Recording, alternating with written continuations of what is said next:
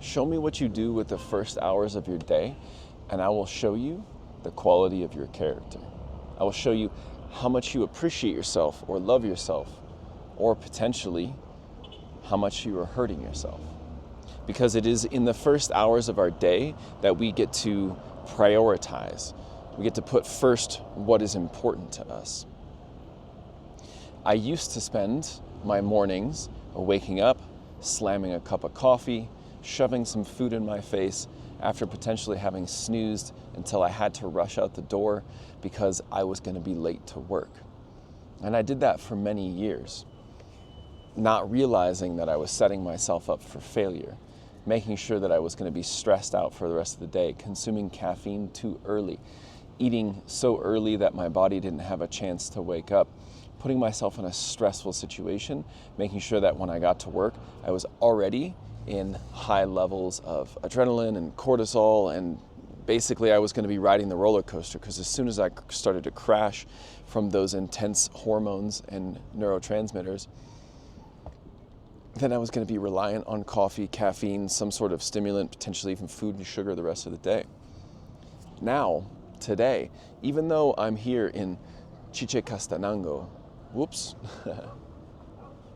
even though today I'm here in Xela, Quetzaltenango, this is a small, medium-sized city in Guatemala, and I'm here to handle a few things, go visit a doctor, a naturopath, get some tests done to make sure that my health is at its optimum. While I'm here, I still prioritize so many things before I have my appointment. I was up at 5:30, I was praying, I was chanting, I was toning, pulling energy down into all the different aspects of my body. I was focusing my mind using the Soothe method lately. I was visualizing my goals, my desires, my ideal outcomes for my work, for my relationships, for my friendships. I was writing and journaling, sharing my emotions with myself, helping me to understand what am I feeling right now. I was in contemplation. I was in meditation. After that, I got up and I took care of my body, brushing my teeth, scraping my tongue, getting myself hydrated, and then out the door to go and visit a yoga class, do an hour and 15 minutes of yoga to get my body moving. It just so happened there was one about 100 meters away from my hostel. Now look, I didn't have to do any of those things. In fact, my appointment with the naturopath today is at 11 o'clock. I still have plenty of time, but for me, it doesn't matter what day it is. It doesn't matter if it's a day off, because I don't have those.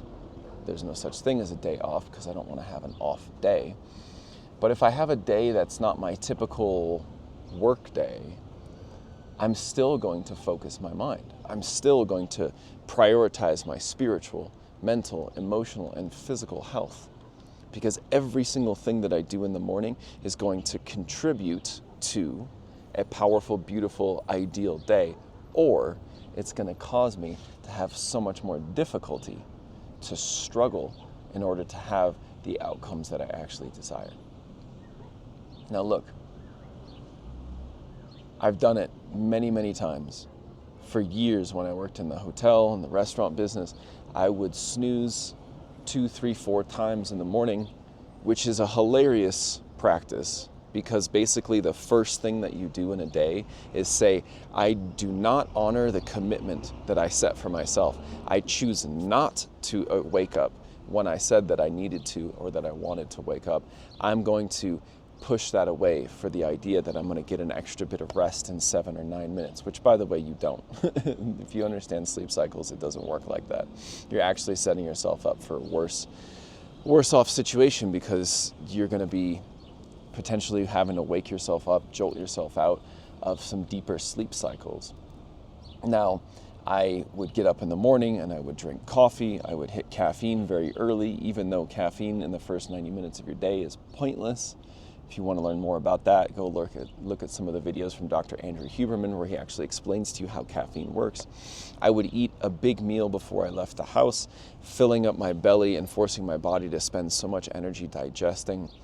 These things were common for me because I didn't know any better. And I wasn't listening to my body. I wasn't listening to my emotions. It's a whole different story now. Now, there's this joke, right?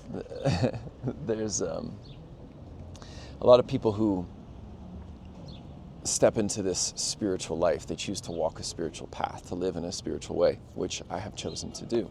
And whether you have or not doesn't really matter to me, but you're here and you're wanting to improve. And self-improvement oftentimes leads us to this idea of morning practices. What am I going to do in the morning? Visualization, meditation, breath work, all these things.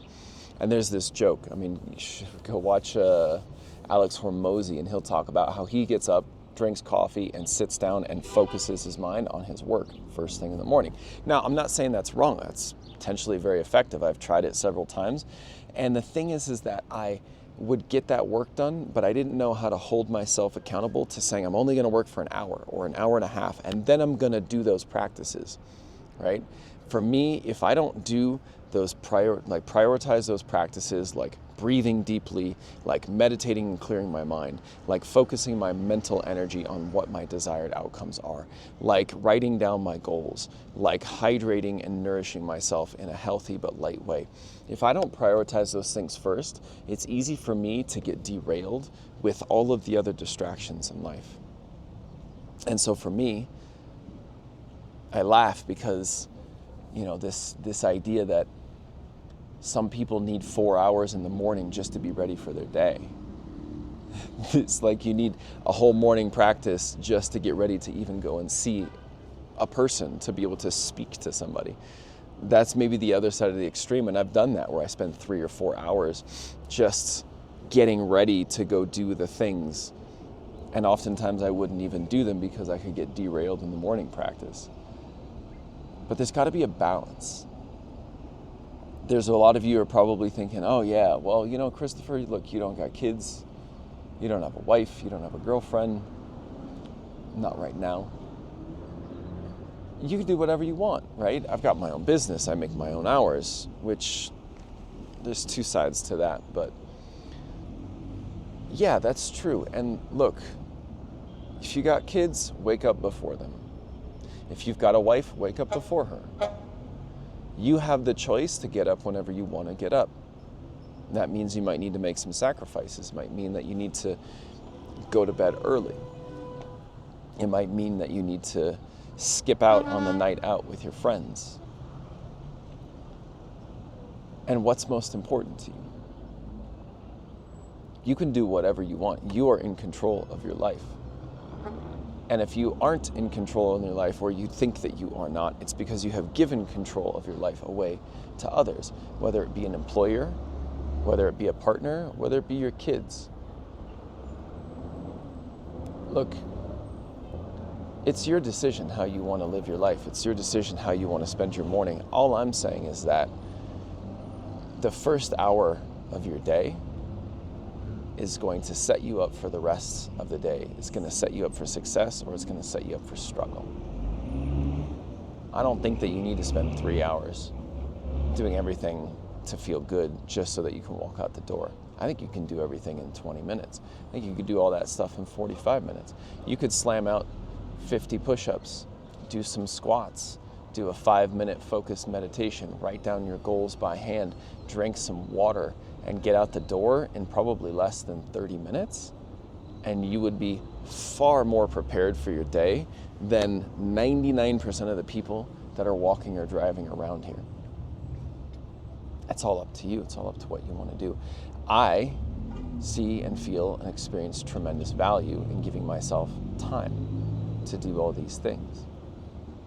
And in the days in the past, when I didn't do these things, I was more susceptible to addiction. I was more susceptible to making bad decisions. I was more susceptible to drinking that 3rd, 4th, 5th, 6th cup of coffee, having a couple extra donuts, maybe an extra bar of chocolate, because I wasn't centered, I wasn't focused, I wasn't in my best energy. And willpower is great, and it is also like a muscle. You can build it, and it also fatigues. Willpower is not always enough. And so, that is why I practice what I do in the morning. That is why I give myself time and space, because I know that if I'm fatigued, I'm more likely to make bad decisions.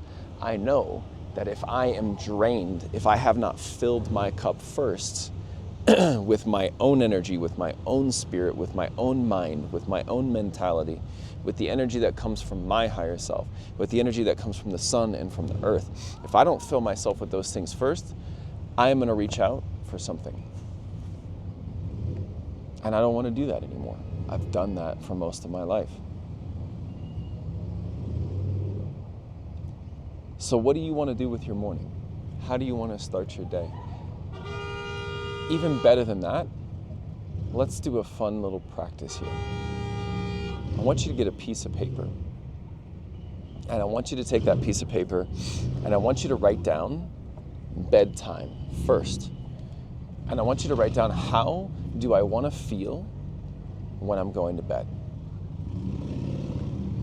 I bet you a lot of us are feeling completely drained, exhausted, super fried, feeling like we didn't get everything done. But how would it be if you said, I want to go to bed feeling accomplished, confident, grateful, having a bit of time to be able to focus on journaling. I want to feel tired and yet like my energy was well focused and well spent. I want to go to bed with my partner or alone or whatever it is. But start there, and then I want you to work backwards.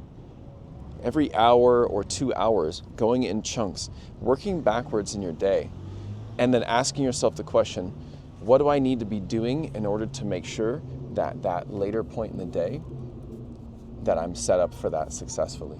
So if I want to go to bed feeling alive and powerful, but tired, fatigued at just the right amount, like I've spent my energy well, what is it that I need to do in my day to set myself up for that experience? And work backwards. Go all the way back until you're waking up in the morning, and potentially even visiting the last minutes and hours of the night before. You know, there's this idea, James Clear talks about in Atomic Habits, that we can set ourselves up for success the next day. We can even set our environment up to be a place of success for the next day. So for example, if you want to go to the gym first thing in the morning, set your gym bag out, have it packed, have it ready to go. Set your clothes out if you're going to go for that morning run. Do that in the night before you go to bed, and then when you wake up, it's just there. You see your shoes, you see your gym bag, and you don't have to think about it. You just grab it and you go. But if you have to get up in the morning and then pack your bag, are you really going to make the effort to get out of your way and to go and get all that prepared? Or is it possible that you're just going to stay doing the same old thing? So do this. Start with how you want to feel at the end of the day, work backwards, and I want you to share some comments. Let me know, how do you start your morning? What is the most powerful and influential practice that you do in the morning that preps you for the day? And let us know how long it takes. I'd love to see some people that are probably getting all these things done in 15 minutes that get them set up for success. I'd love to hear that. And then I would love for you to also share about this practice. Did you do the journaling? What did you find out about how you can set yourself for success through the day so that by the time you get to bed, you're feeling peaceful, satisfied, content? Now, my name is Christopher Armstrong, and I'm here to share with you all of the mistakes that I've made, all the things that I had to learn the hard way so that you don't have to learn it the hard way. I'm here to help you to understand that by controlling your mind, instead of letting it control you, by understanding your emotions, honoring them and allowing them to flow and express, by caring for your body and by connecting with your spirit, you will live a better life than most people on this planet. And the more of us that are living a better life, the better the planet's going to get, I believe. I'm also here to support people in breaking free from their addictions. So if you're ready to let go of your addictive tendencies, whatever they might be, whether it's food, whether it's sex, pornography, drugs, alcohol, any of those things, it doesn't matter. Give me 90 days and I will help you transform your life.